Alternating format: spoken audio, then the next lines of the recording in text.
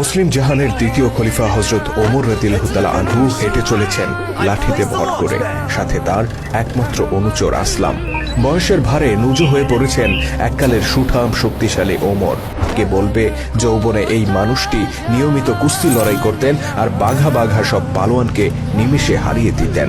যুদ্ধের ময়দানে ত্রাস সৃষ্টি করে বেড়াতেন যে ওমর, তিনি আজ ঠিকমতো চলাফেরাও করতে পারেন না। তথাপি অতি বৃদ্ধ বয়সে লাঠিতে ভর করে মাঝে মধ্যেই তিনি বেরিয়ে পড়তেন নিজের চোখে মানুষের হাল হাকিকত দেখার জন্য, কখনো দিনের আলোতে, কখনো বা রাতের অন্ধকারে। তেমনই একদিনের ঘটনা। হাঁটতে হাঁটতে মদিনা শহর থেকে বেশ দূরে একটি গ্রামে পৌঁছে যান ওমর রাদিয়াল্লাহু তাআলা আনহু। সেখানে একটি বাড়িতে উনুনের পাশে একজন নারীকে দেখতে পান তিনি। চুলায় পাতিল চড়িয়ে কি যেন সেদ্ধ করছেন। এদিকে তার পাশেই কয়েকটি শিশুকে কান্না করতে শোনা যায়। মহিলাটি কান্নারত শিশুদেরকে বারবার সান্ত্বনা দিয়ে বলছেন, এই তো আর একটু সবুর করো, খাবার প্রায় হয়ে এসেছে। কৌতূহলী ওমর অনুমতি নিয়ে মহিলাটির কাছে যান আর জিজ্ঞেস করেন বাচ্চাগুলো কেন কান্না করছে। ওই নারী হযরত ওমর রাদিয়াল্লাহু তাআলা আনহুকে আগে কখনো দেখেননি, যে কারণে তিনি মুসলিম জাহানের খলিফাকে চিনতে পারেন না।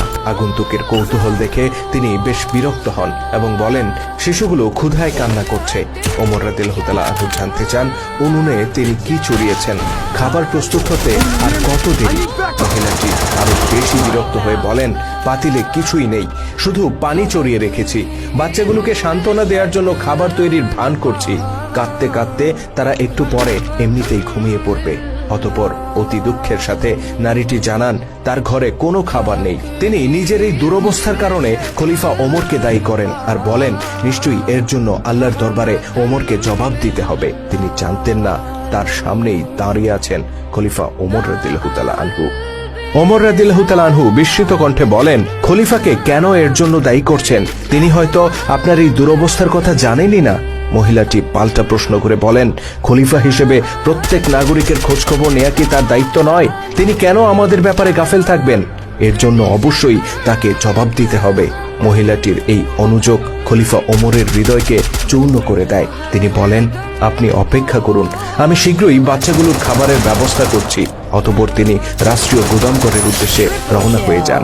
আর মহিলাটি অবাক হয়ে ভাবতে থাকেন, কে এই আগন্তুক? ওমর রাদিয়াল্লাহু তাআলা আনহু দ্রুত ছুটে যান রাষ্ট্রীয় গুদাম ঘরে। সেখান থেকে একটি আটার বস্তা বেছে নেন আর অনুচরকে বলেন, এটা আমার পিঠে তুলে দাও।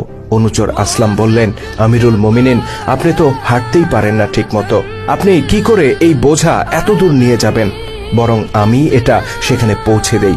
খলিফার আগত কণ্ঠে বললেন, কিয়ামতের দিন কি আমার বোঝা তুমি বহন করবে? দেখলে না ওই নারী তার দুরবস্থার জন্য আমাকে দায়ী করেছেন? আমার বোঝা আমাকেই বইতে দাও।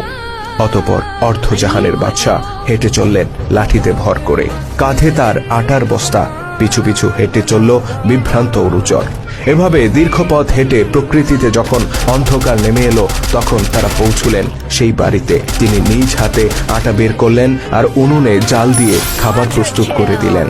অভুক্ত শিশুগুলোর কান্না যখন থামলো, তখন ওই মহিলা বললেন, কতই না ভালো হতো যদি ওমর না হয়ে আপনি হতেন আমাদের খলিফা।